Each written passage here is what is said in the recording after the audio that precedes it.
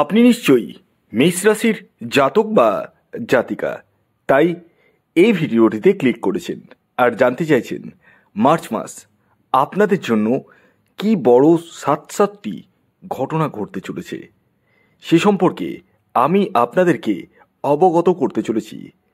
তবে শুরুতেই একটি কথা বলে দিই, আমি যে মাসিক রাশিফল আপনাদের সামনে প্রেজেন্ট করছি সেটি সম্পূর্ণরূপে সার্বিক রাশিফল, অর্থাৎ এটি কোনো ব্যক্তিকেন্দ্রিক রাশিফল নয়। যেহেতু এটি কোনো ব্যক্তিকেন্দ্রিক রাশিফল নয়, তাই এই ভিডিওতে বলা কথাগুলো 100 ভাগের মধ্যে 100 ভাগই মিলবেই এটা ধরে কখনোই এগোবেন না। তবে হ্যাঁ, আমার বলা কথাগুলো কিন্তু 20-25% মিলতে বাধ্য।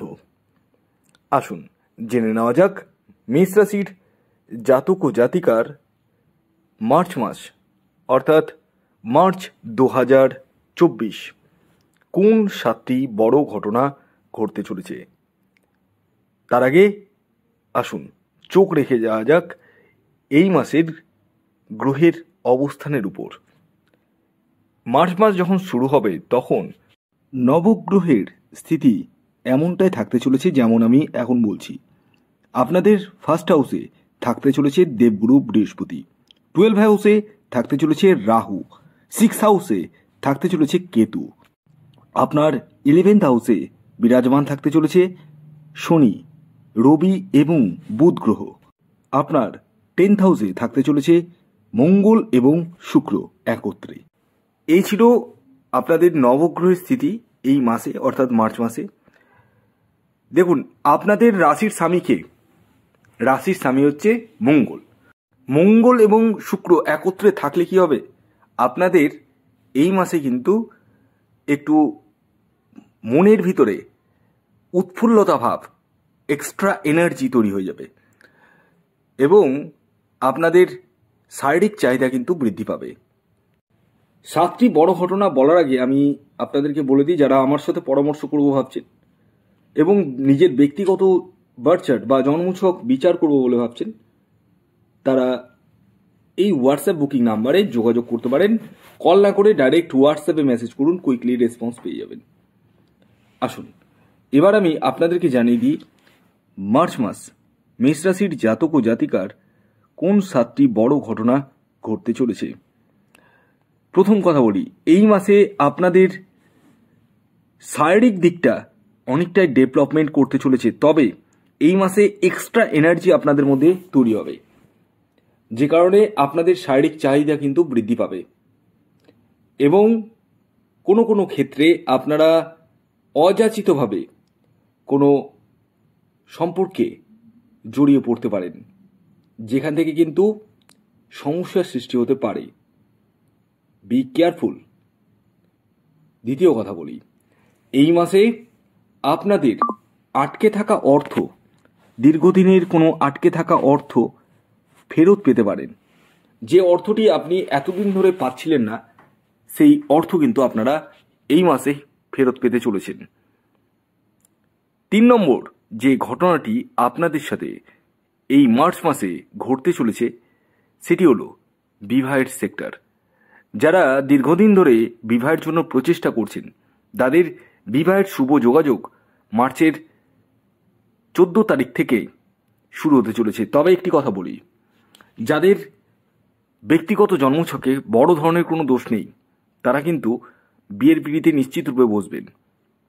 তবে দেখতে হবে আপনার ছেলে হলে শুক্র গ্রহ কেমন অবস্থায় রয়েছে এবং মেয়ে হলে বা মহিলা হলে বৃহস্পতি গ্রহ কেমন অবস্থা রয়েছে।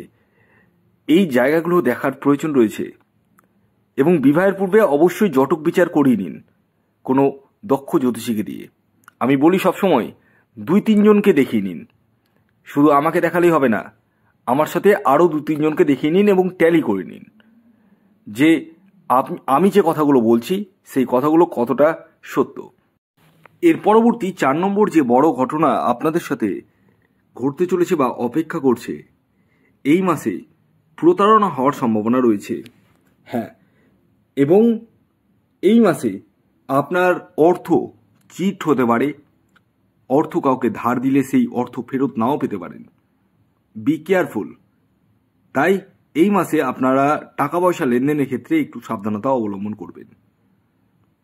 এর পরবর্তী 5 নম্বর যে ঘটনাটি আপনাদের সাথে ঘটতে চলেছে এই মার্চ মাসে মেষ রাশির জাতক বা জাতিকা হলে আপনাদের এই ঘটনাটি অর্থাৎ 5 নম্বর ঘটনাটি ঘটতে চলেছে সেটি হলো কোনো সূত্র থেকে সম্পত্তি বা অর্থ আসতে চলেছে। সেটা পৈতৃক সূত্র থেকে হতে পারে, শ্বশুরালয় থেকে হতে পারে। এই জায়গাটা কিন্তু লক্ষ্য করা যাচ্ছে। এর পরবর্তী 6 নম্বর যে ঘটনাটি ঘটতে চলেছে আপনাদের ক্ষেত্রে সেটি হলো যারা চাকুরি করছেন তাদের চাকুরিতে পদোন্নতির সম্ভাবনা রয়েছে। অর্থাৎ আপনাদের পদোন্নতি এবং এই মাসে আপনাদের বেতন বৃদ্ধি হওয়ার সম্ভাবনা পূর্ণ মাত্রায় দেখতে পাওয়া যাচ্ছে। এর পরবর্তী শেষ যে ঘটনাটি আপনাদের সাথে ঘটতে চলেছে সেটি হলো এই মাসে আপনাদের রাগ জেদ এতটাই বৃদ্ধি পাবে যে রাগের বশে বা জেদের বশে এমন কিছু করে ফেলবেন যেটা পরবর্তীতে আপনাদেরকে অনুশোচনা করতে হতে পারে। তাই রাগ জেদকে কিন্তু কন্ট্রোল করতে হবে এই মাসে, প্রত্যেককে বলছি। কারণ এই মাসটা আপনাদের রাগ জেদ ব্যাপক পরিমাণে বাড়বে। ছোট ছোট কথায় আপনারা কিন্তু রেগে উঠে পড়বেন এবং টেম্পারমেন্ট হাই হয়ে উঠবে। তাই সাবধানতার সাথে এগোবেন, যে কোনো ডিসিশান প্রপারভাবে নেওয়ার চেষ্টা করবেন। এবার আমি 8 নম্বর যে টিপস দিব সেই টিপসটা এক্সট্রা দিতে চলেছি, যেটি আপনাদেরকে ফলো করতে হবে এই মাসে। সেটি হলো এই মাসে আপনারা রাস্তাঘাটে চলাফেরার ক্ষেত্রে সাবধানতা অবলম্বন করতে পারেন বা করবেন। কারণ ছোটোখাটো দুর্ঘটনা, পকেটমার এগুলো হওয়ার সম্ভাবনা রয়েছে। তাই এই মাসটা একটু সজাগ বা সতর্ক থাকতে হবে। খরচার জায়গাটা এই মাসে যথেষ্ট রয়েছে, তবে আয়ের জায়গাটাও রয়েছে, এটা নো ডাউট বলা যায়। এবং এই মাসে আপনাদেরকে একটু বুদ্ধি নিয়ে এগোতে হবে, এতগুলো বলবো। বুদ্ধি ভ্রষ্ট হলে কিন্তু হবে না। তো এই ছিল আজকের ভিডিও। যদি ভিডিওটি ভালো লাগে অবশ্যই লাইক করে দিন, শেয়ার করে দিন, সাবস্ক্রাইব না করে থাকলে সাবস্ক্রাইব করে ফেলুন। ধন্যবাদ।